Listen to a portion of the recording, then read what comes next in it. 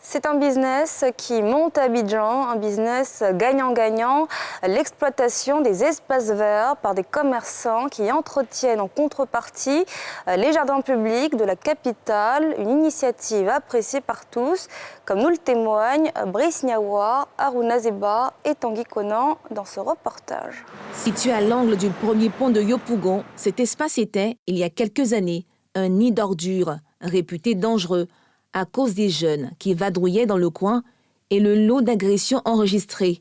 Aujourd'hui, ce n'est plus le cas. Le jardin public s'est métamorphosé grâce à cet ancien agent de bureau. J'ai fait la prospection et j'ai trouvé que c'est le premier pont d'abord qui me va. Et j'ai choisi le premier pont et j'ai commencé là. Moi, j'ai dit, vous donnez seulement 200 francs, quel que soit l'objet que vous allez faire, prendre. Que ce soit une chaise, c'est 200 francs et amasse 200 francs, peu importe le temps mis. Vous faites un travail, on vous paye, on vous dit, en tout cas, vous avez bien fait. Vous voyez, non, vous avez le moral, vous est fort. Je pense que ce monsieur a eu une bonne idée. Parce que ça permet à toute la jeunesse de Yopougon, même d'Abidjan, même venant d'ailleurs, même pour venir pour s'épanouir, pour être seul, pour mieux réfléchir.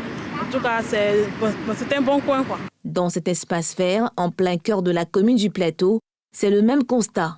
Presque chaque jour de travail après le boulot, je viens très souvent, c'est-à-dire dans la semaine, presque tous les jours de la semaine, parce que vraiment c'est le lieu par excellence où on peut se mettre à l'aise pour moi.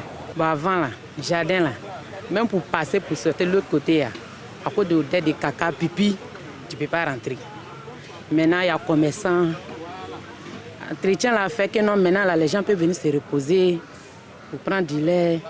Les gens veulent manger aussi. Ces exploitants sont bien conscients du besoin d'un cadre propice pour un repos ou un rendez-vous d'affaires. Chaque jour, ils assainissent ces lieux afin d'y accueillir plus de personnes. Un service autorisé par la direction des parcs et jardins du district d'Abidjan. Lorsque nous sommes approchés par un citoyen lambda qui dit qu'un espace X donné aménagé par vous m'intéresse pour telle ou telle activité. Nous analysons l'activité qu'il veut faire.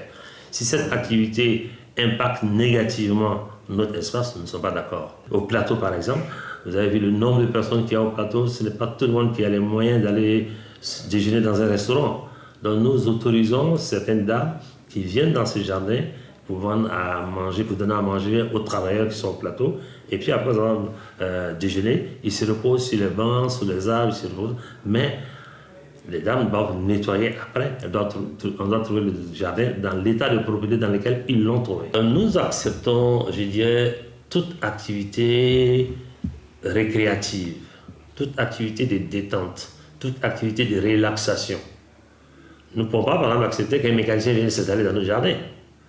Nous ne pouvons pas accepter, par exemple, qu'un menuisier vienne s'installer dans le jardin parce que toutes ces activités, les activités qui génèrent des déchets, les activités qui sont incompatibles avec le bien-être. Vous savez, les plantes ont un bien-être. Les plantes, elles respirent. Elles sont sensibles au bruit, elles sont sensibles à la poussière, elles sont sensibles à tous les gaz d'échappement, tout. Donc, toute activité qui génère des nuisances, nous ne sommes pas d'accord. Ce sont plus de 34 jardins qui sont créés et rénovés par le district d'Abidjan. Mais l'incivisme des usagers et l'agression de ces lieux de repos restent le défi majeur des mairies.